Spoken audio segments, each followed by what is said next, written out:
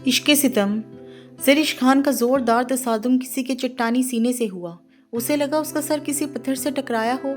उसने अपना सर उठाया, खुद से टकराने वाले वजूद को देखा, जबकि सजावल खान अपने सीने से लगी काले लिबास में मलबूस ज़रिश खान को देख के हैरान हुआ। वो अभी सबसे मिलके ही आ रहा था। वो नहीं जानता था कि ज़रिश खान भी नाश्ता लेकर आई है।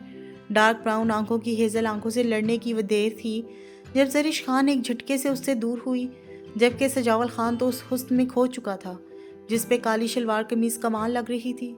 उसने आज पहली बार उसे यूं शलवार कमीज़ में देखा था। वैसे तो शादी पे भी ज़रिश ने ईस्टर्न ड्रेसिंग ही की थी, लेकिन बकौल सजावल खान के वो तंग और बेहुदा लिबास थे। उसके खुद से झटकने पे पीछे हुई सजावल खान की नज़र अपने आईफोन पे पड़ी, जिसकी स्क्रीन और बैक कैमरा पूरी तरह से डैमेज हो चुके थे, और आज फिर उसके टूटने की वजह मिस ज़रिश ही थी। सजावल खान उसे दिल में तबाही का लब दे चुका था। तुम्हें चलने की तमीज़ नहीं है? सजावल खान ने अपनी गलती होते हुए भी जानबूझ के ज़रिश खान को देख के सख्त लहजे में इस्तफसार किया था। ज़रिश खान जो उसे इग्नोर करते हुए जा रही थी, उसकी आवाज़ पे रुख मोड़ते उसे देखा और उसके थोड़ा सा नज़दीक आके खड़ी हो गई। तमीज़ तो है, लेकिन बस मर्दों से टकराने का शौक़ है। ज़रिश खान उसके सीने पे उंगली बजाए स्पॉट लहजे में बोली। उसके जवाब पे सजावल खान का सुर्खो सफ़ेद चेहरा गुस्से से मज़ीद सुर्ख होते लहू छलका रहा था। मिस ज़रिश, आप शायद भूल रही हैं कि आप मेरी पर्सनल सेक्रेटरी के तौर पर 25 साल तक मेरी कंपनी में जॉब के लिए साइन कर चुकी हैं, और आप तकरीबन 2 हफ्ते से ऑफिस से गायब हैं। सजावल खान जानबूझ के उसकी बात को इग्नोर करते फिर से उसका बॉस बनते मिस ज़रिश पे आ चुका था। आजकल कोई नया बॉस ढूंढ रही हूँ। आखिर को अपने इतने हुस्न के जलवे करवाना तो बनता है ना। ज़रिश खान आईब्रो झुकाए मुस्कुरा के बोल रही थी। उसकी मुस्कुराहट बहुत फीकी और लहजे में टूटे कांच की खिड़चियाँ थीं। सजावल खान के दिल को कुछ हुआ था। पता नहीं क्यों एकदम से उसका दिल जोर से धड़का था। उसकी बात शदीद नागवार गुजरी जो अपनी बात कह के फिर से मुड़ने ही वाली थी। सजावल खान ने उसे कूनी से पकड़ के खुद के बेहद करीब किया। फिर से आंखें चार हुईं। मैं तुम्हारा मुंह तोड़ दूंगा अगर आइंदा से तुमने ऐसी बकवास की तो। सजावल खान उसका जबड़ा पकड़ के उसे अपने नज़दीक लाते उसके कान में गराया था। ओ आई सी, मेरे ऐसा बोलने से तो तुम्हारे ख़ानदान का नाम ख़राब हो जाएगा ना। वैसे अपने ही ख़ानदान की लड़की की इज़्ज़त नफ्स रोनते हुए नाम रोशन होता है क्या?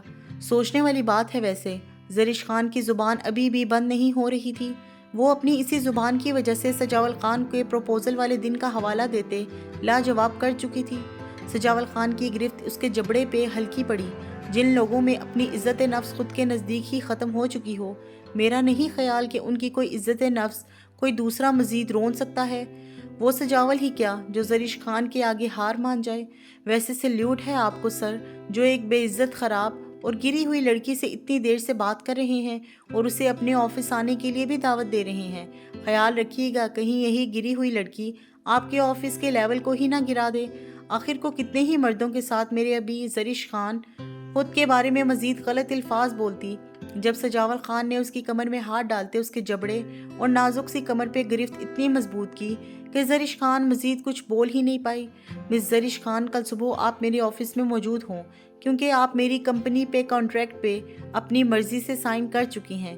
पहले इस बॉस को तो अपने हुस्न के जलवे अच्छी तरह से करवा लें, बाकी आप अपने दूसरे शौक किसी पार्ट टाइम जॉब में भी पूरे कर सकती हैं। Get it? सजावल खान के गुस्से से फूली और गर्म सांसें ज़रिश खान को अपने होंठों और गर्दन पे महसूस हो रही थीं। उसके यूं ही बेरुखी और गुस्से से बोलने पे ज़रिश खान दिल में अपनी मोहब्बत पे इस्तहज़िया मुस्कुराई तो वो वाकई ही उसे अच्छी लड़की नहीं समझता था। ज़रिश खान उसकी बात का कोई भी जवाब दिए बगैर मुज़ाहमत करती उसकी चट्टानी गिरफ्त से खुद को छुड़वाती डाइनिंग रूम की तरफ बढ़ी। सजावल खान को उसका यूं फिर से एटीट्यूड दिखाना शदीद नागवार गुजरा था। वो जो नाश्ता अमूमन ऑफिस में ही सिर्फ चाय पीकर कर लेता था, पता नहीं किस एहसास के तहत उसने भी उसके पीछे डाइनिंग रूम में कदम बढ़ाए। सब डाइनिंग टेबल पर बैठे हुए थे जब तेज कदम लेता दराज कद साहिर खान और उसके पीछे छुई मुई सी छोटे छोटे कदम लेती ज़रलाश्ता खान डाइनिंग रूम में दाखिल हुई।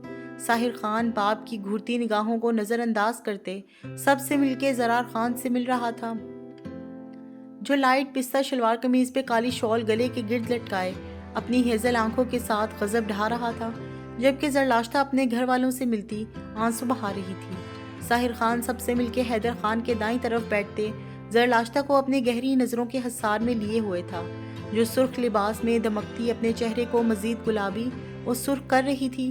بہت مشکل سے نیچے آنا ہوا ہے تمہارا، اور کیا آتے ہوئے بھی شرم بھی کمرے میں چھوڑ آئے ہو؟ حیدر خان نے سرگوشی میں سنجیدگی سے اس کے لیٹ آئے اور اب یوں سر عام زرلاشتہ کو گھورنے پہ چوٹ کی۔ لگتا ہے اپنی شادی کی اگلی صبح مورے کی جگہ آپ نے شرما کے گزاری تھی۔ خیر، اور رہی دیر سے آنے کی بات تو سمجھا کریں، دادا بننے کی بھی تو آپ کو ہی جلدی ہے نا؟ ساحر خان بے باکی سے بولتا حیدر خان کو آنکھ مار گیا۔ اس نے اپنے باپ کو بھی نہیں بخشا تھا۔ وہ ہنوز زرلاشتہ کو تاڑتے سرگوشی میں بولا، اور اس کی سرگوشی صرف اس کے پاس بیٹھے زرار خان اور حیدر خان نے ہی سنی تھی، جس پہ دونوں کے چہرے اس کی اتنی بے باکی پر سرخ پڑے تھے۔ زرار خان جو جوس کا گلاس منہ کو لگا رہا تھا، ساحر خان کی بات پہ اس کے منہ سے اچھلتا ہوا اس کے کپڑوں اور سامنے سے تھوڑے سے ٹیبل کو گندا کر چکا تھا۔ زرار خان نے اپنے قہقہے کو کھانسنے کے لبادے میں چھپایا۔ سب نے حیران ہوتے زرار خان کو دیکھا، جسے اچانک پتہ نہیں کیا ہوا تھا۔ سجاول خان نے ایک نظر زرار کو دیکھتے حیدر خان کو دیکھا، جن کا سفید چہرہ بے تحاشا سرخ تھا۔ وہ خود سمجھنے سے قاصر تھا، لیکن دونوں کے درمیان میں بیٹھے ساحر خان کو دیکھ کے وہ بہت کچھ سمجھ چکا تھا۔ آخر کو وہ اپنے لالا کی بے باکی سے اچھی طرح سے واقف جو تھا۔ زرار، تمہارے تو کپڑے گندے ہو گئے ہیں، آرام سے پینا تھا نا جوس۔ ایسا کرو، سجاول کے کمرے میں جا کے چینج کر آؤ۔ سب کو یوں اپنی سائڈ دیکھتا ساحر خان بلند آواز میں بولا، جس پہ زرار خان نے اسے گھور کے دیکھا، جو خود ہی اس سب کی وجہ تھا اور اب کیسے روب جھاڑ رہا تھا۔ سب نے بھی ساحر خان کی تائید کی، سوائے حیدر خان کے، جو ابھی تک یہی سوچ رہے تھے کہ ان کی یہ ڈھیٹ اور بے باک اولاد کس پہ چلی گئی ہے۔ خود زرار خان نے بھی یہاں سے اٹھنا چاہا، کیونکہ وہ کسی کی تلاش میں تھا۔ زرار خان یہاں سے اٹھتے ڈائننگ روم سے باہر کی طرف بڑھا۔ ابھی وہ سجاول کے کمرے کی طرف بڑھ ہی رہا تھا جب اس کی نظر اپنے کمرے سے نکلتی برا خان پہ پڑی۔ لال حویلی میں تمام افراد ناشتہ کرتے ہلکی ہلکی باتوں میں مصروف تھے۔ گل بہار کی منہ دکھائی کی زرش، پلوشہ، زرمینا خان، وردہ خان اور یہاں تک کہ نگینہ خان بھی بہت تعریف کر چکی تھی، جس پہ وہ اپنے دہکے گالوں کو فارس خان سے چھپانے کی ناکام کوشش کر رہی تھی۔ گل بہار نے جو فارس خان کو تڑی لگائی تھی کہ وہ اس کا جینا حرام کر دے گی، تو غلط نہیں لگائی تھی۔ اس نے صبح اسے اتنی سردی میں بھی ٹھنڈے پانی سے جگایا تھا۔ پہلے تو ترس آیا کہ اس کی نیند خراب نہ کریں، پھر جب اس کا رات میں اپنی نیند خراب کرنا یاد آیا تو وہ پھر سے اس کی ظالم شیرنی بن چکی تھی۔ صبح خود پہ ٹھنڈے پانی کی دھاڑ پڑتے دیکھ کے فارس خان نے بڑبڑاتے اپنی سبز آنکھیں کھولتے اسے گھورا، جو آنکھیں سٹ پٹائے اسے معصومیت سے دیکھ رہی تھی۔ فارس خان نے ایک ہی جھٹکے میں اس معصوم شیطان کو خود پہ گرائے اس کے ہونٹوں کو اپنی قید میں لے لیا، جس پہ گل بہار نے اپنے ناخنوں سے اس پہ تشدد کیا۔ اسی سب انہیں نیچے ناشتے کا بلاوا آ چکا تھا، لیکن ابھی گل بہار کا بدلہ باقی تھا، جس پہ وہ صدمے سے سٹ پٹاتی فراک میں تیار ڈائننگ ٹیبل پر فارس خان کے ساتھ مجبوراً بیٹھتی اسے غصے سے گھورتی جا رہی تھی، جس پہ فارس خان سب سے چھپا کے آنکھ ونک کرتے سرخ ہونے پہ مجبور کر دیتا۔ فارس خان بار بار اپنی بیوی کو جان مارنے والے انداز میں دیکھ رہا تھا۔ نگینہ خان اپنی بیٹی کے اتنے پیارے نصیب پہ بار بار اس کی نظر اتارنے پہ مجبور ہو رہی تھی، جبکہ پلوشہ خان تو گمسم سی بیٹھی پلیٹ میں چمچ گھمائے بار بار یہاں وہاں نظریں دوڑاتے کسی کی تلاش میں تھی۔ اور اس کی تلاش مکمل ہوئی جب ریان خان چاکلیٹ براؤن گرم ٹریک سوٹ میں شہد رنگ آنکھوں میں سرخی لیے اپنے شہد رنگ بالوں کو ماتھے سے پیچھے کرتے اندر داخل ہوا تھا۔ وہ کن اکھیوں سے پلوشہ کو دیکھتے سب سے مل رہا تھا۔ اس وقت ایک پلوشہ کے ساتھ ہی خالی سیٹ تھی، جس پہ مجبوراً ریان خان کو بیٹھنا پڑا۔ اس کے بیٹھنے پہ پلوشہ، جو نفیس سی زیرنگ کلر کی ڈریس میں سر پہ دوپٹہ جمائے ہوئے تھی، اپنی ڈارک براؤن آنکھوں سے اسے دیکھنے لگی، جو اسے اگنور کرتا اپنا نچلا لب دباتے اپنے آئی فون میں گم ہو چکا تھا۔ پلوشہ خان کی نظریں اس کے نچلے لب کے ہونٹ کے تل پہ گئی تھیں، جس پہ نظریں ہٹاتے اس نے ایک آملیٹ کے ساتھ 2 ٹوسٹ اس کی پلیٹ میں رکھتے اس کے تھوڑا سا آگے کھسکھسائے۔ وہ جانتی تھی وہ صبح ناشتے میں کیا کھاتا ہے، جس پہ ریان خان نے فون چھوڑتے اپنے آگے پہ پلیٹ دور کرتے دوسری پلیٹ میں اپنا ناشتہ ڈالا۔ پلوشہ خان نے اسے زخمی نظروں سے ایک نظر دیکھتے پھر سے اپنی پلیٹ میں چمچ گھمانا شروع کیا تھا۔ کچھ ہی دیر بعد پلوشہ اپنے لیے جوس ڈالنے ہی لگی تھی، جب ساتھ ہی ریان خان نے سعد خان سے کوئی بات کرتے جوس کے جگ کی طرف ہاتھ بڑھایا۔ دونوں کے ہاتھ ٹکرائے، آنکھیں چار ہوئیں۔ ریان خان جگ سے ہاتھ ہٹائے پیچھے کھینچ چکا تھا۔ پلوشہ نظریں جھکائے گلاس میں جوس انڈیلتے اس کے آگے رکھ کے اپنے ڈالنے ہی والی تھی، جب ریان خان نے پھر پہلے کی طرح وہ گلاس پہلے والی پلیٹ کی طرف کھسکایا جو ابھی تک اپنی ناقدری پہ رو رہی تھی۔ اس کے پھر سے بے رخی برتنے پہ پلوشہ خان کی آنکھیں ڈب ڈبائیں۔ وہ اس کی پیار بھری سرگوشیوں کی عادی ہو چکی تھی، اب اس کا یوں اگنور کرنا برداشت سے باہر تھا۔ پلوشہ نے آنکھوں میں آنسو لیے بغیر جوس ڈالے جگ ویسے ہی پی واپس رکھا۔ ریان خان نے اسے دیکھے بغیر خود کے لیے دوسرے گلاس میں جوس ڈالا۔ وہ اپنے آنسو چھپانے کے لیے نظریں جھکائے، وہی جوس کا گلاس پکڑتے گھونٹ بھر چکی تھی جس کی ریان خان کے نے ناقدری کی تھی۔ آنسو کنٹرول کرنے کی کوشش میں پلوشہ خان کے بھرے بھرے گلابی ہونٹ کپ کپائے۔ ریان خان جو جوس کے گھونٹ بھر رہا تھا کن اکھیوں سے اسے دیکھتے اس کی نظر اس کے کپ کپاتے ہونٹوں پہ گئی، جنہیں دیکھتے ریان خان کی پیاس بڑھی۔ ریان خان جان چکا تھا وہ اس کی اگنور کرنے پہ ہرٹ ہو رہی ہے۔ آنسو صاف کرو، اس کی آنکھوں میں آنسو دیکھتے ریان خان جو صدا کا ضدی تھا اپنی وشا کے آگے ہارتے اس کے ہاتھ سے وہی جوس کا گلاس پکڑتے ایک سانس میں ختم کرتے اس کے کانوں میں سرد سی سرگوشی کر گیا۔ پلوشہ کے گال دہکے تھے یہ سوچتے ہوئے کہ وہ اس کا جھوٹا پی چکا تھا۔ اس کے آنسوؤں سے اتنا ہو جائے کے بعد وہ تکلیف ہوئی تھی سعد خان جو کب سے بغور دونوں کی کیوٹ سی لڑائی دیکھ رہا تھا۔ ریان خان کی حرکت پہ کھل کے مسکراتے اسے شریر نظروں سے دیکھا جو اب اپنے ہونٹ ٹشو سے تھپتھپا رہا تھا۔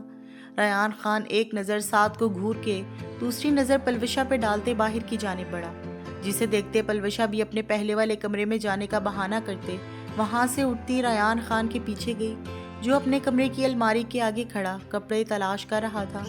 پلوشہ خان ہمت کرتے اس کے کمرے کا دروازہ تھوڑا سا بند کرتے اس کی طرف چھوٹے چھوٹے قدم اٹھائے، اس کی پشت پہ اپنا سر رکھتے اس کے گرد اپنے بازو باندھ گئی۔ ریان خان اس کا لمس پہچانتا تھا، وہ ساکت ہو گیا۔ پلوشہ نے اسے بھیگے لہجے میں پکارا۔ ریان خان جو اس کے ہاتھ اپنے پیٹ سے ہٹانے والا تھا اس کے یوں پکارنے پہ اس کا دل دھڑکا۔ ریان خان نے ایک الماری بند کرتے دوسرے ہاتھ سے اس کو اپنی پشت سے آگے کی طرف کرتے الماری کے ساتھ لگایا۔ پلوشہ خان اس کی شہد رنگ آنکھوں میں بے تحاشا سرخی دیکھتے اپنا سانس تک روک گئی۔ کیا کرنے آئی ہو یہاں؟ حیرت ہے، ویسے خود ہی اپنی عزت کے لٹیرے کے پاس چلی آئی ہو۔ ریان خان نے اس کے دائیں بائیں ہاتھ رکھتے بھگو کے طنز مارا تھا۔ پلوشہ خان ہنوز سانس روکے ہوئے تھی۔ جواب دو پلوشہ خان، کیا لینے آئی ہو یہاں؟ کیا میری محبت کو ہوس کا نام دینے کے بعد میری حالت دیکھنے آئی ہو؟ تو دیکھ لو، نہیں مرا میں اور نہ ہی کوئی مرتا ہے، لیکن ہاں تمہاری محبت اب ایک ناسور بن کے مجھے روز زندہ لاش بننے پر مجبور ضرور کرے گی۔ ریان خان اس کے کانوں کے پاس الماری پہ زور سے ہاتھ مارتے دھاڑا تھا جس پہ پلوشہ خان ڈر کے اچھلی تھی۔ یان، وہ پلوشہ نے سہمتے اس کی ہڈی کے سینے سے دبوچتے کچھ بولنا چاہا لیکن حلق میں آنسوؤں کا گولا اٹک رہا تھا۔ پلوشہ سے اس کی 2 دن کی بے رخی بھی برداشت نہیں ہو رہی تھی، وہ ایسی ہی تھی اپنی غلطی پہ جلدی معافی مانگ لینے والی۔ ریان خان اس کے کپ کپاتے ہونٹوں سے بات مکمل ہونے کا انتظار کر رہا تھا جب پلوشہ نے اس کے پیروں پہ چڑھتے اس کے گلے لگتے دھواں دار رونا شروع کیا۔ یان، مجھے معاف کر دینا پلیز، مجھے واقعی نہیں پتہ چلا تھا، میں تو وہ سب بول دیا۔ وہ اس کی گردن میں چہرہ چھپاتے پھوٹ پھوٹ کے رو رہی تھی۔ اس کے رونے اور یوں معافی مانگنے پہ ریان خان کا دل جیسے کسی نے مٹھی میں جکڑا تھا۔ آپ اچھے ہیں؟ وہ اس دن پتہ نہیں میرے منہ سے اتنے برے الفاظ کیسے نکل گئے۔ وہ ابھی بھی بچوں کی طرح روتے ٹوٹ کے الفاظ ادا کر رہی تھی۔ ریان خان نے اس کے ان الفاظوں کو پورے 2 دن شدت سے سوچا۔ اس کے الفاظ اس کے دماغ میں نقش ہو چکے تھے، اس نے ابھی تک اس کے گرد ہاتھ نہیں باندھے تھے۔ یان، میں نے 2 دن سے ٹھیک سے کچھ کھایا بھی نہیں ہے، کچھ کھایا ہی نہیں جاتا، آپ بار بار میری آنکھوں کے سامنے آ جاتے ہیں۔ وہ قابل جانتی تھی وہ اس کے کھانے پینے پہ کمپرومائز برداشت نہیں کر سکتا۔ پلوشہ اس کی گردن کو اپنے آنسو سے بھگوتے اس کے چہرے کو ہاتھوں میں بھرتے اس کے نچلے لب کے تل پہ اپنے کپ کپاتے ہونٹ رکھ چکی تھی جس پہ ریان خان جو اس کے کچھ نہ کھانے پہ پگھل چکا تھا۔ اس کے ہونٹوں کا نرم لمس محسوس کرتے ریان خان نے جلدی سے اس کی کپ کپاتی کمر میں ہاتھ ڈالتے اسے تھاما تھا۔ وہ اس کی ہمت پہ شدید حیران ہوا جو اس کو منانے کے چکروں میں خود کو مشکل میں ڈال چکی تھی۔ ابھی وہ دہکے گالوں سے پیچھے ہٹتی جب ریان خان نے اس کے ہونٹوں کو اپنی گرفت میں لیتے شدت سے انہیں چوما تھا۔ پلوشہ خان نے بغیر کسی مزاحمت کے اس کے گلے میں اپنے ہاتھ ڈالے جسے دیکھتے ریان خان نے مزید بے خود ہوتے اس کے ہونٹوں پہ اپنی شدت بڑھائے، اس کی کمر پہ اپنا ہاتھ پھیرتے اس کی ساری سانسیں خود میں انڈھیلتے اس کے ہونٹوں کا جام پینے میں مشغول ہو گیا تھا۔ جب پلوشا کے کامتے وجود کو دیکھتے ریان خان اسے اپنی چند سانسیں بخشتا اس کے ہونٹوں کو آزادی بخشتے اسے سینے سے لگا چکا تھا۔ کیوں نہیں کھایا کچھ میری وشا نے؟ ریان خان نے اپنے سینے سے لگی اپنی منکوہا کو دیکھتے پیار سے پوچھتے اس کے چہرے پہ آئے بال پیچھے ہٹائے۔ آپ ناراض تھے نا اس لیے؟ وہ اس کی آنکھوں میں دیکھتی آنسو بہاتے بولی۔ ریان خان نے اس کی آنکھوں کو چومتے اس کے ماتھے پہ بوسہ دیا۔ میری بھی غلطی ہے، مجھے نکاح سے پہلے ہماری ساری پرانی باتیں کلیئر کرنی چاہیے تھیں۔ وشا مجھے اچھا لگتا تھا تمہارے منہ سے فارس لالا کی دھمکی سننا، تمہاری آنکھوں میں میرے الفاظ سے غصہ، میرے سامنے آنسو بہا دینا۔ ایسا لگتا تھا جیسے تم بہت مان سے مجھ سے یہ سب شکوے کرتی ہو، اور کچھ سارا ماضی جاننے کے بعد میری طبیعت عجیب سے چڑچڑی ہو چکی تھی۔ مانا میں تمہیں اپنے الفاظ سے تکلیف دے جاتا تھا، لیکن تم مجھے قبل تکلیف دیتی تھی۔ وشا خود کو یوں برا بھلا بول کے شاید مجھے تم سے بچپن سے پیار تھا، یا پھر تمہارے لال حویلی سے جانے کے بعد تم سے شاید محبت ہوئی تھی، یہ بات میں خود نہیں جان پایا، لیکن یقین مانو تم میری بہت پسند ہو۔ تم مجھے، تمہاری باتیں، تمہاری حرکتیں مجھے بہت پسند ہیں۔ میں تم سے اپنے گزرے سالوں کے برے رویے کے لیے معافی بھی مانگتا ہوں، لیکن وشا میں نے کبھی بھی تمہاری ہوس کی نظر سے… ابھی ریان خان بے بسی سے مزید کچھ بتاتا جب پلوشا اپنے الفاظ ایک دفعہ پھر سے یاد کرتی شرمندہ ہوتے۔ اس کے لبوں پہ اپنے ہاتھ رکھ کے نفی میں سر ہلا چکی تھی۔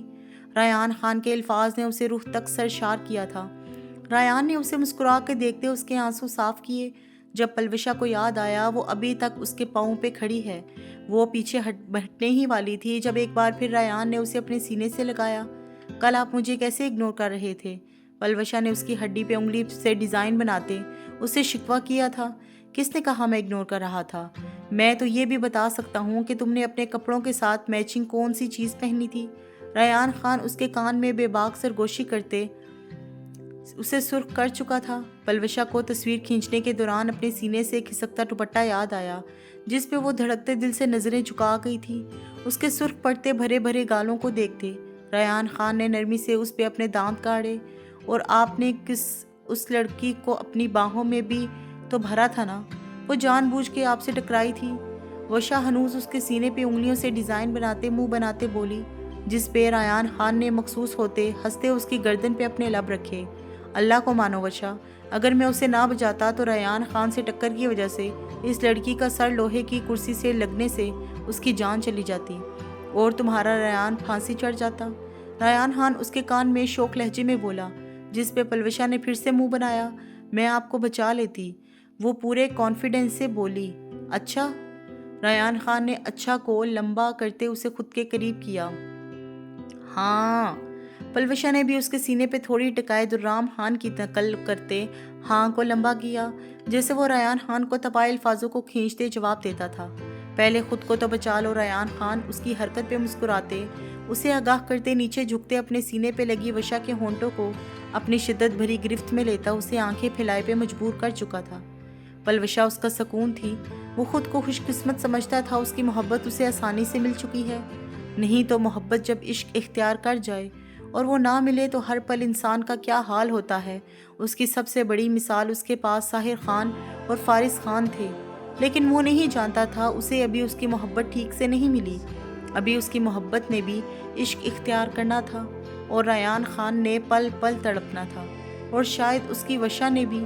وہ دونوں ایک دوسرے کے حصار میں سکون سے کھڑے اس بات سے ناواقف تھے کہ تاریخ کے ایک بار پھر سے خود کو دہرا سکتی تھی۔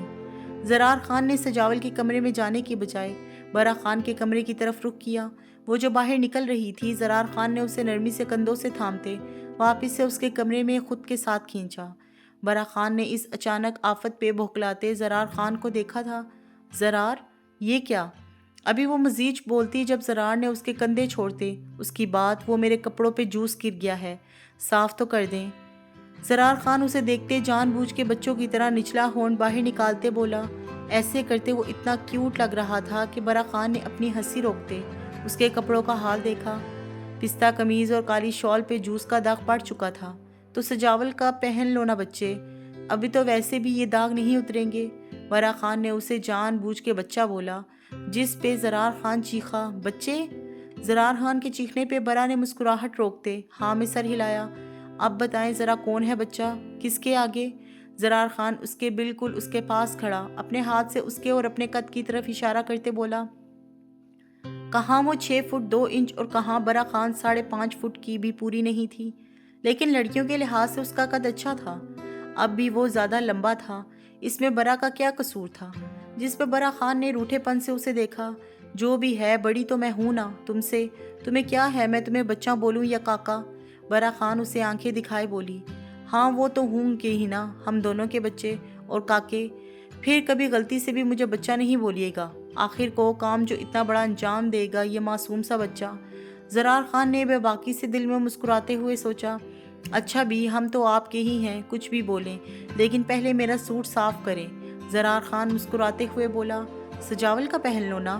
برا خان اسے مفت مشورے سے نواز رہی تھی، نہیں مجھے یہی صاف کروانا ہے، وہ بھی آپ سے، اب بھی۔ زرار خان ضدی لہجے میں بولا۔ برا خان اسے آنکھیں دکھائے کچن سے پانی کا باؤل میں ڈش واش لیتے پھر سے اپنے کمرے میں آئی۔ ابھی تک بچپن جیسے ضد کرتے ہو اور پھر بولتے ہو بچہ نہ بولوں۔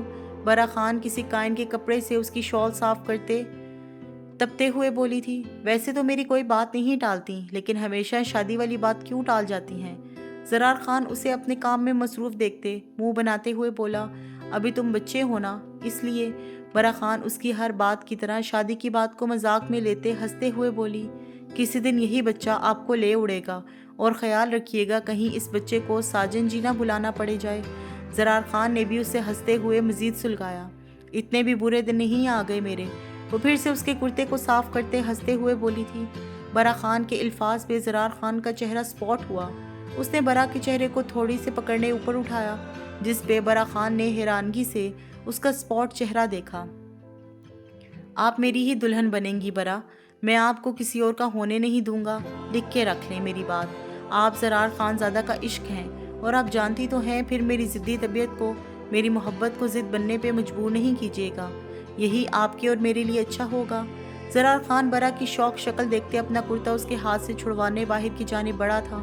برا خان تو جیسے کسی صدمے کی زد میں تھی، وہ اس ہا چا کی بھی زرار خان کی باتوں کو مذاق میں نہ لے سکی، کیونکہ اس کی آنکھوں میں سچائی جبکہ چہرے پہ چٹانوں سی سختی تھی۔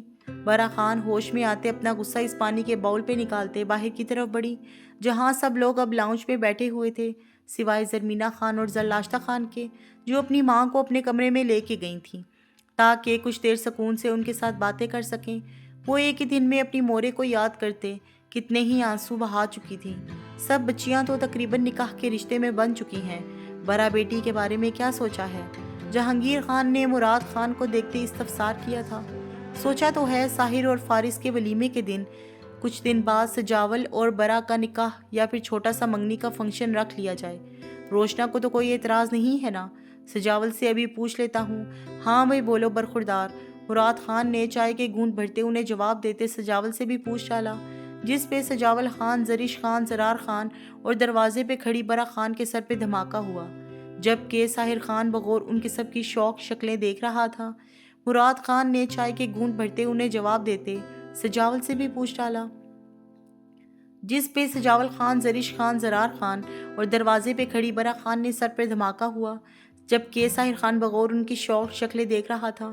زرش خان کو لگا کہ کوئی ان کے کانوں میں سیسا ہوا پگھلا انڈیل رہا ہے، جبکہ زرار خان، جس نے ابھی کچھ دیر پہلے چائے کے گھونٹ بھرنے ہی شروع کیے تھے، اسے لگا وہ گرم چائے اس کے ہونٹوں کی بجائے اس کا دل جلا کے راکھ کر چکی ہے۔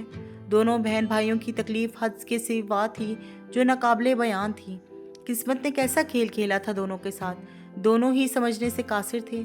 زرش خان پھٹی پھٹی آنکھوں سے سجاول خان کو دیکھ رہی تھی، جبکہ زرار خان بنا پلک چھپکتے دروازے پہ کھڑی برا خان کو، خود پہ زرش خان کی شوق نظریں جبکہ اپنے دادا جان کی جواب طلب آنکھیں محسوس کرتے سجاول خان کے اصل بے بسی کا مطلب آج سمجھ میں آیا تھا۔ لیکن دادا جان برا دیدہ کے لیے میں نے آج تک ایسا ابھی سجاول خان سوچ سوچ کے کوئی لب کشائی کرتا۔ جب مراد خان نے اس کی بات کاٹی، ہاں مانا 2-2.5 سال بڑی ہے تم سے اور تم نے ایسا کبھی نہیں سوچا تو اچھی بات ہے نا، شادی کے بعد سوچ لینا، ویسے بھی ایک ہی گھر میں رہتے ہوئے تم دونوں ایک دوسرے کو بہتر طریقے سے جانتے ہو۔ مراد خان نے اب کی بار اسے تفصیل سمجھانے چائے کا گھونٹ بھرا۔ دادا جان، ہم اس بارے میں بعد میں بات کریں گے، اور ابھی میرا شادی کا کوئی پلان نہیں ہے، ابھی مجھے پاکستان میں اپنا بزنس سیٹ کرنا ہے۔ سجاول خان نے سنجیدگی سے جواب دیتے ایک نظر زریش خان کو دیکھا، جس کی ہیزل آنکھوں میں بے تحاشا سرخ ڈورے تھے۔ وہ لب کاٹتے اپنے آنسو گالوں پہ بہنے نہیں دے رہی تھی۔ برخوردار، ہم ابھی صرف برا کو تمہاری منگ بنائیں گے، لیکن کہیں تمہیں برا بیٹی کے خود پہ بڑے ہونے پہ اعتراض تو نہیں ہے؟ مراد خان راب اور سنجیدگی سے اس کی بات پہ بھڑکے تھے، جس پہ سجاول خان گڑبڑایا۔ دادا جان، یہ کیسی باتیں کر رہے ہیں آپ؟ جیسے آپ کو ٹھیک لگے آپ کر لیں۔ سجاول خان ان کی بات پہ برا مانتے بولا، وہ بھلا اپنے گھر کی عزت بناتے وقت عمر کو ایشو کیوں بنائے گا؟ سجاول خان اپنی بات کہہ کے جا چکا تھا، جبکہ زریش خان سے اب وہاں بیٹھنا محال ہوا۔ وہ زرلاشتہ کے پاس جانے کا بہانہ کرتے اپنے آنسو روکتے وہاں سے نکلی۔ زرار خان نے کسی ٹرانس کی کیفیت میں دروازے پہ کھڑی برا خان کو دیکھے نفی میں گمسم میں سر ہلایا۔ نظروں کا مطلب صاف تھا کہ انکار کر دے، لیکن برا خان تو جیسے کھڑی مڑنے ہی والی تھی جب زرار خان نے ایک ہی جست میں اس کو کوہنی سے پکڑتے خود کے قریب کرتے ایک نظر سب کو دیکھا۔ ساحر خان اب ذرا سا صوفے پہ نیند دراز ہو چکا تھا۔ وہ جیسے جان چکا تھا کہ اب کیا ہوگا۔ زرار، یہ کیا طریقہ ہے؟ اس کی حرکت پہ حیدر خان اور جہانگیر خان روب سے بولے۔ زرار پوچھو ابھی برا یا کچھ مزید بولتا جب زرار خان کی دھاڑ بلند ہوئی۔ مجھے برا خان اپنے نکاح میں چاہیے، کیونکہ میں انہیں بچپن سے ان سے مانگتا آیا ہوں۔ اس لحاظ سے تو یہ میری منگ ہوئی نا، اور آپ سب تو جانتے ہیں جب خان اپنی منگ نہیں چھوڑتے تو زرار خان کیسے چھوڑ سکتا ہے؟ ہاں، اگر آپ سجاول خان کی لاش دیکھنا چاہتے ہیں تو پھر شوق سے اپنے فیصلے پہ قائم رہیے گا، کیونکہ مجھے انہیں شادی کی پہلی رات ہی بیوہ کرنے میں کوئی آر محسوس نہیں ہوگی۔ ساحر خان نے اس کی آخری بات پہ اسے آنکھیں دکھاتے بلند آواز میں جھڑکا، جبکہ باقی سب دم ساد زرار خان کو دیکھ رہے تھے، جس کی ہیزل آنکھیں لہو چھلکا رہی تھیں۔ مجھے یہ پسند ہے لالا، یہ مجھے چاہیے۔ ساحر خان کو اس کا انداز بالکل ریان خان جیسا لگا، جیسے اس نے پلوشہ سے نکاح کی ضد کی تھی، ورنہ جیسا میں نے کہا ہے میں کر بھی گزروں گا۔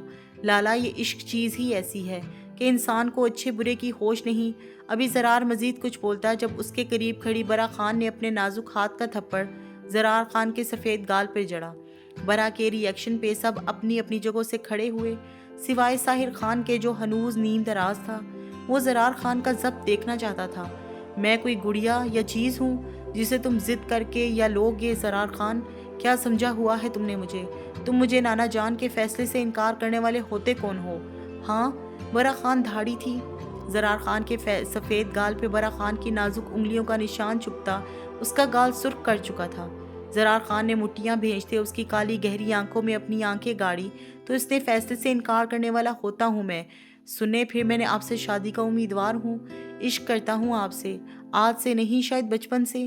شادی کے بعد بھی ڈھیروں تھپڑ کھانے کو تیار ہوں، لیکن ایک شرط ہے، تشدد جب آپ کے ہاتھ کریں گے تو پھر مرہم بھی آپ کے ہونٹ رکھیں گے۔ ابھی والا ادھار رہا۔ آپ بس زرار خان کی زومانی بات سے سب کے چہرے سرخ پڑے تھے۔ پتہ نہیں کس احساس کے تحت برا خان کے گال دہکے، جبکہ پلکیں لرزیں۔ اور سجاول خان کو بھی بتا دیجیے گا، اس کی بھی ایسی کی تیسی جو اس نے میری منگ پہ حق تو دور نظر رکھنے کی جرت بھی کی۔ یہاں پہ سجاول خان کو نہ پائے وہ اپنی لہو رنگ آنکھوں سے سب کو دیکھ کے دھاڑ کے بولا تھا۔ زرار خان کسی کی بھی رضامندی کے بغیر ہی برا خان کو اپنی منگ بناتے سب کو اپنی باتوں سے شوق میں ڈالتا کب سے جا چکا تھا۔ جہانگیر خان پوتے کی بے باکی پہ جی بھر کے شرمندہ ہوئے۔ حیدر خان نے زرار کی بے باک بات پہ ساحر خان کو گھور کے دیکھا۔ نظروں کا مطلب صاف تھا، تم پروفیسر ہو سب کے، ان سب کو تم نے ہی خراب کیا ہے۔ بدلے میں ساحر خان نے نچلا لب دباتے انجان بنتے کندھے جھکائے تھے۔ برا خان اس کی بات پہ غصے سے بھری اپنے کمرے کی طرف جا چکی تھی۔ برا خان ساحر خان کو پسند کرتی تھی۔ وہ جانتی تھی کہ اسے ساحر خان سے صرف اٹریکشن ہے یا کوئی دھواں دار محبت، لیکن ہاں، وہ اسے پسند ضرور تھا۔ لیکن برا خان ساحر خان کی شادی کے بعد سے اس کی طرف کم ہی دیکھتی تھی۔ مخاطب تو وہ پہلے بھی اس سے کم ہی ہوتی تھی، اب تو اسے مخاطب کرنا بھی چھوڑ چکی تھی، کیونکہ اس نے ایک دن خود سے سوچا کہ وہ اب کبھی بھی ساحر خان کو محبت یا پسند بھری نظروں سے دیکھ کے اپنے ہونے والے شوہر کے حقوق کے ساتھ زیادتی نہیں کرے گی۔ وہ اپنے محرم کی تھی اور اسے خود کے سیج کے رکھنا تھا، اور وہ رکھ رہی تھی۔ ساحر خان بھی خود کے لیے برا خان کی پسند سے واقف تھا، لیکن اس کا دل تو پہلے ہی اس کے تاشو چرا چکی تھی۔ پھر ایک فیصلہ لیا گیا جس سے صرف مراد خان حیدر خان، جہانگیر خان اور ساحر خان ہی واقف تھے، اور یہ فیصلہ زرار خان جیسے ضدی انسان کی ہٹ دھرمی پہ اور ساحر خان کی حمایت کی وجہ سے لیا گیا تھا۔ سب کے جانے کے بعد زرلاشتہ خان تھکی سی اپنے کمرے میں آئی۔ وہ اس ہیوی فراک سے بہت تھک چکی تھی۔ وہ کہاں اتنے بھاری سوٹ زیب تنگ کر سکتی تھی۔ زرلاشتہ خان ساحر خان کو اگنور کرتے ڈریسنگ مرر کے آگے جاتے ہی اپنے سر سے دوپٹہ سرکاتے گولڈ کی جویلری اتارنا شروع کر چکی تھی، جو اس نے اپنی مورے کے منہ دکھائی کا پوچھنے پہ ان کو دکھائی تھی۔ وہ جویلری اسے نگینہ خان نے دی تھی، لیکن زرلاشتہ اپنی موروں کو پریشان نہیں کرنا چاہتی تھی، اسی لیے ساحر خان کا نام لے کر انہیں جویلری یہ دکھائی تھی، جس پہ انہوں نے زبردستی اسے وہ جویلری پہنائی کہ ساحر کو اچھا لگے گا۔ وہ ان کی بات پہ دل میں استہزیہ مسکرائی۔ ساحر خان جو کھڑکی کے پاس کھڑا سگریٹ پھونک رہا تھا، بغور اپنی بھیگی بلی کا ایٹیٹیوڈ چیک کر رہا تھا۔ ساحر خان نے سگریٹ کھڑکی سے باہر پھینکتے اس کے قدم بڑھائے، جو ہنوز اپنا گولڈ کا چوکر اتار رہی تھی، لیکن ابھی بھی خود کو وجود کو اچھی طرح سے ریڈ شال میں چھپائے ہوئے تھی۔ جانتی ہو دادا جان آج میری دوسری شادی کی تاریخ بھی رکھ چکے ہیں۔ دانستہ اس نے اب برا خان کا نام نہیں لیا تھا، کیونکہ وہ اب کسی اور کی ہو چکی تھی۔ بہت جلدی ہے انہیں میرے ڈھیر سارے بچوں کو کھلانے کی، اسی لیے میں تم سے شادی کرنے کے قبل ہی شرط رکھ چکا تھا کہ ان کے پوتے اور پوتیاں تو بس میری من پسند بیوی سے ہی ہوں گے۔ اس دنیا میں آئیں گے اور دیکھو انہوں نے تو میرے ولیمے کا بھی انتظار نہیں کیا اور دوسری شادی کی تاریخ بھی رکھ دی۔ ساحر خان ڈریسنگ مرر سے ٹیک لگائے، زرلاشتہ خان کے من موہنے چہرے کو دیکھتے استہزیہ ہنستے ہوئے مسکرایا۔ زرلاشتہ خان کو لگا وہ اس کے الفاظ پہ زندہ لاش بن چکی ہے۔ اس کے الفاظ دل چیر دینے والے تھے۔ اگر کوئی جو زرلاشتہ سے پوچھ لیتا کہ وہ اپنا دل چیر کے دکھا دیتی، اس کے لبوں نے کچھ بھی بولنے سے انکار کیا تھا۔ چوکر پہ رکھے ہاتھ کپ کپائے تھے، بڑی آنکھوں سے پانی دریا کی طرح بہتا ہوا اس کے گلابی گالوں کو بھگو چکا تھا۔ زرلاشتہ خان کا پورا وجود کانپتے ہوئے لڑکھڑایا۔ ابھی ساحر خان اسے تھامتا جب وہ اس کو خود کو چھونے سے منع کرتے پیچھے ہٹی اور اپنی بڑی آنکھوں سے آنسو بے دردی سے صاف کرتے اس کی نیلی آنکھوں کو شکوہ کن نظروں سے دیکھا۔ اچھا لگا جان کے، پھر تو آپ کو آج ہی اپنے ولیمے پہ ہی دوسرے نکاح بھی کر لینا چاہیے۔ زرلاشتہ خان لہجے کو مضبوط بناتے بولی اور اپنے کانپتے وجود کو کمپوز کرتے اپنا چوکر اتارنا چاہا، جو اس کی کامدار شال کے ساتھ اک چکا تھا۔ ساحر خان بغور اس کے تاثرات دیکھ رہا تھا۔ ارے ویسی آئیڈیا برا نہیں ہے۔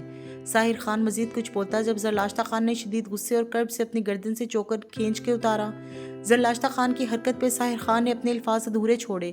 زرلاشتہ کی گردن پہ کچھ سکیچز اور خون کی بوندیں نمودار ہوئیں، جنہیں دیکھتے ساحر خان کا پارا ہائی ہوا۔ زرلاشتہ خان نے اپنی تکلیف کو نظر انداز کرتے اسپاٹ چہرے سے اپنے کانوں سے نوچ کے ایئرنگ اتارے۔ ساحر خان کی برداشت ختم ہوئی تھی۔ اس نے اس کی کمر میں ہاتھ ڈالتے ایک جھٹکے سے اسے خود کے نزدیک کیا۔ زرلاشتہ، ساحر خان تم کھوتی کون ہو خود کو تکلیف دینے والی؟ ساحر خان اس کا جبڑا دبوچتے دھاڑا۔ زرلاشتہ خان نے اسے کوئی بھی جواب دیے بغیر اپنی چوڑیاں اتارنی شروع کی تھی۔ وہ اب اس کی طرف دیکھ بھی نہیں رہی تھی۔ اس کا جبڑا ساحر خان کی گرفت میں تھا، لیکن وہ ہنوز نظریں جھکائے بے دردی سے اپنی چوڑیاں اتار رہی تھی۔ چوڑیاں ٹوٹنے کی آواز پہ ساحر خان کی نظر اس کے ہاتھوں پہ گئی، جس پہ چوڑیاں ٹوٹی زخم چھوڑ چکی تھیں۔ اس نے غصے سے پاگل ہوتے اس کا جبڑا چھوڑتے اس کے ہاتھوں کو اپنی گرفت میں لیا۔ تم پاگل ہو؟ یہ کیا کر رہی ہو تم زرلاشتہ خان؟ تم شاید بھول رہی ہو کہ تمہیں تکلیف دینے کا حق بھی صرف ساحر خان کا ہے۔ تم میری دسترس میں آ کے خود پہ اپنا حق کھو چکی ہو۔ ساحر خان اس کا خود کو مزید تکلیف دینا کسی صورت برداشت نہیں کر سکتا تھا۔ چھوڑیں ہمارے ہاتھ، اپنے ہی حق بھی اپنی دوسری بیوی پہ جا کے جتائیں، جسے آپ اپنی بیوی کا درجہ دیں گے۔ ہم سے محبت کرنا تو آپ کی غلطی تھی نا، بقول آپ کے تو جائیے کسی دوسرے وجود سے خود کو راحت پہنچائیں، ہم آپ کو نہیں روکیں گے، اور ویسے بھی ہم ہوتے کون ہیں آپ کو روکنے والے؟ زرلاشتہ خان اپنے ہاتھ چھڑوائے گی تگ و دود میں چیختے استہزیہ لہجے میں بولی۔ ساحر خان نے اس کے تن سے سرخ شال ایک جھٹکے سے اتار کے کھینچی اور خود اس کی گردن پہ جھکتے اس کی زخمی گردن پہ مرہم رکھنا شروع کیا۔ زرلاشتہ خان شاید مزاحمت کر رہی تھی جب ساحر خان نے ایک ہاتھ سے اس کی کمرے میں دباؤ ڈالتے اپنے دوسرے ہاتھ سے اس کے وجود کے پور پور کو چھونا شروع کیا تھا، جس پہ زرلاشتہ خان مزاحمت چھوڑتے اس کے لمس پہ سرخ پڑ گئی۔ ساحر خان نے اس کی گردن پہ اپنے ہونٹوں کی مزید شدت بڑھاتے گردن سے فراک تھوڑی سی نیچے کسکساتے اسے کندھے کے نیچے لب رکھے۔ زرلاشتہ خان نے اس کے لمس پہ دہک کے لال ہوتے ہوئے اس کی بے حس باتوں کو سوچتے پھر سے مزاحمت شروع کی تھی، جب ساحر خان نے اس کے پیچھے ہٹتے اس کی دونوں کلائیوں کو اپنے سامنے کرتے اس کے زخموں پہ شدت سے اپنے لب رکھے۔ چھوڑیں ہمیں زرلاشتہ خان ہنوز اپنی کلائیاں چھڑواتے چیخ رہی تھی، جب ساحر خان نے اس کے چہرے کو اپنے ہاتھوں میں بھرتے اس کو اپنی گرفت میں لیا تھا۔ زرلاشتہ خان نے اپنا چہرہ سپاٹ بنایا اور مزاحمت سے اس کے پیار بھرے لمس سے بالکل فرق نہ پڑ رہا تھا۔ اس کے حیا کے رنگ نہ دکھتے۔ ساحر خان غصے سے اس کے نچلے لب پہ دانت کاٹتا پیچھے ہٹا۔ Dam it! ساحر خان نے اس کے سپاٹ چہرے کو دیکھتے دھاڑتے ہوئے اس کا رخ موڑ کے ایک ہی جھٹکے میں اس کی پٹھانی فراک کی زپ نیچے کھسکائی۔ زلاشتہ خان نے اس اچانک آفت پہ چیخ مارتے اپنی فراک کو سینے سے مزید نیچے کھسکنے سے بچانے کے لیے تھاما۔ اس نے پچھلی بار ساحر خان کے منع کرنے کے بعد سرخ رنگ واقعی آج پہنا تھا اور وہ اسی دن کی طرح اس کی جان کا دشمن بن چکا تھا۔ ساحر خان نے اسے دیوار کے ساتھ لگاتے جھکتے ہوئے اس کی سفید برہنہ کمر پہ اپنی شدتوں کے نشان چھوڑنا شروع کیے۔ وہ اس کے چہرے پہ پھر سے پہلے والے رنگ دیکھنا چاہتا تھا۔ زلاشتہ خان کا یہ ٹھنڈا ری ایکشن ساحر خان کو کسی صورت قبول نہیں تھا۔ اسے وہی زلاشتہ خان چاہیے تھی جو اس کے لمس پہ بوکھلا جاتی تھی۔ ساحر خان اتنی شدت سے زلاشتہ خان کی کمر چومتے اس پہ دانت گاڑ رہا تھا کہ زلاشتہ خان کے کانوں سے شرم سے لال ہونے کی وجہ سے دھواں نکلا تھا۔ لیکن اب ساحر خان کو کون روکتا جو اس کے وجود کو دیکھتے بے خود ہو چکا تھا۔ ساحر خان نے زلاشتہ خان کے وجود کا کانپنا محسوس کر کے اس کمر سے اپنے ہونٹ ہٹاتے اس کا رخ اپنی طرف موڑا۔ زلاشتہ خان کا شرم سے سرخ پڑتا چہرہ دیکھ کے فتح یابی سے دل میں مسکراتے اس کے سینے سے پکڑی فراک اس کے ہاتھوں سے چھڑائی، جس کے مزید نیچے کھسکنے پہ زلاشتہ خان نے پھر سے چیختے اپنی فراک تھامی۔ اس کے یوں بوکھلانے پہ ساحر خان نے لب دبا کے اپنا کہکہا روکا۔ میری اتنی سی شدت تو تم برداشت نہیں ہوتی، خود سوچو اپنے شوہر کے حقوق دیتے تم اللہ کو پیاری ہو جاؤ گی۔ ساحر خان اس کے کانوں کی لو پہ اپنے لب رکھتے سرگوشی میں بولا اور اس کے کان کی لو کو ہاتھ کی پوروں میں لے کے نرمی سے سہلایا، جن سے زلاشتہ خان نے نوچ کے کاٹنے اتارتے زخمی کیا تھا۔ زلاشتہ خان کا چہرہ تو قدرتی اس کے لمس اور بے باک باتوں سے سرخ پڑ چکا تھا، لیکن وہ ہنوز سپاٹ چہرہ بنائے اپنے تاثرات چھپائے ہوئے تھی۔ ساحر خان پھر سے اس کے بولنے کا انتظار کر رہا تھا، لیکن اس کے کوئی بھی جواب نہ دینے پہ ساحر خان نے اس کے دائیں بائیں ہاتھ رکھتے اس کے چہرے کو اپنی نظروں کے ساتھ راستے دل میں اتارتے اس کے نچلے ہونٹ کو نرمی سے اپنے دانتوں میں لے کے کھینچا۔ جب دروازے پہ دستک ہوئی، زلاشتہ خان نے اس کے حصار میں اچھلتے پیچھے ہونا چاہا، لیکن پیچھے دیوار تھی۔ ساحر خان نے ایک نظر زلاشتہ کو دیکھتے بدمزہ ہوتے دروازے پہ دیکھا۔ کون ہے؟ ساحر خان نے بیزاری سے بلند آواز میں پوچھا۔ میں ہوں۔ ساحر خان کھولو، ذرا بچے کو پارلر لے کے جانا ہے۔ باہر سے نگینہ خان کی آواز آئی جو لال حویلی سے کب کی آ چکی تھی۔ ساحر خان نے اس کا رخ موڑتے اپنے دانتوں سے اس کی فراک کی زپ بند کرتے دروازے کی طرف قدم بڑھائے زلاشتہ خان نے بوکھلاتے نیچے زمین پر گرا اپنا سرخ دوپٹہ اٹھا کے خود پہ اوڑھا۔ اس کی شال اس سے کافی دور ہوئی تھی۔ یہ کیوں جائے گی کہیں گھر بلائیں جسے بلانا ہے؟ ساحر خان دروازہ کھولتے اپنے مورے کو اندر آنے کا راستہ دیتے بولا تھا۔ نگینہ خان نے ساحر خان کی بات پہ تعصب سے سر ہلاتے زلاشتہ کو تلاش کرنا چاہا جو چھوئی موئی سی خود پہ باریک سا دوپٹہ اوڑھے دیوار کے ساتھ لگی کھڑی تھی۔ زلاشتہ خان کے چہرے پہ ساحر خان کی شدتوں کے نشان دیکھتے نگینہ خان کی نظریں اس کی سفید گردن پہ پڑی جو نیٹ کے سرخ دوپٹے میں بھی ساحر خان کی شدتوں کو ظاہر کر رہی تھی، اور اس کی فراک کی بے ترتیبی دیکھتے نگینہ خان نے اپنی مسکراہٹ چھپاتے زلاشتہ خان کو اپنے سینے سے لگایا۔ ساحر خان نے اپنے مورے کی مسکراہٹ پہ اپنی بیئرڈ کھجائی۔ وہ جو ہو چکا تھا ان کی نظروں نے کیسے اس کی بیوی کا معائنہ کیا تھا۔ زلاشتہ خان کا دہکتا جبکہ اپنی ماں کا مسکراتا چہرہ دیکھ کے ساحر خان صوفے پہ گری شال کو زلاشتہ کے وجود پہ پھینکتے واش روم کی طرف بڑھا۔ نگینہ خان زلاشتہ کو پیار سے ٹریٹ کرتے اس کا آج کا لباس نکالتے دعائیں دے رہی تھی اور کچھ اہم باتیں بھی سمجھا رہی تھی جنہیں وہ سرخ پڑتی سن رہی تھی، جبکہ ساحر خان جو واش روم میں اپنی بیئرڈ شیو درست کر رہا تھا اپنی باریک کانوں سے واش روم کے کھلے دروازے پہ اپنی مورے کی سرگوشیاں سنے اپنی بیوی کا ری ایکشن سوچنے اپنا کہکہا روک رہا تھا۔ جو اس کی ذومانی باتیں سمجھا رہا تھا وہ جانتا تھا ان کی باتوں سے ان کی پیاری سی جان، پیاری سی نازک بیوی کی روح پرواز ہو رہی ہوگی۔ جاری ہے، ملتے ہیں نیکسٹ ایپیسوڈ میں، تب تک کے لیے اللہ حافظ، اپنا خیال رکھیے گا۔ میرے چینل کو لائک اور سبسکرائب کرنا تو بالکل بھی مت بھولیے گا۔ ملتے ہیں نیکسٹ ایپیسوڈ میں۔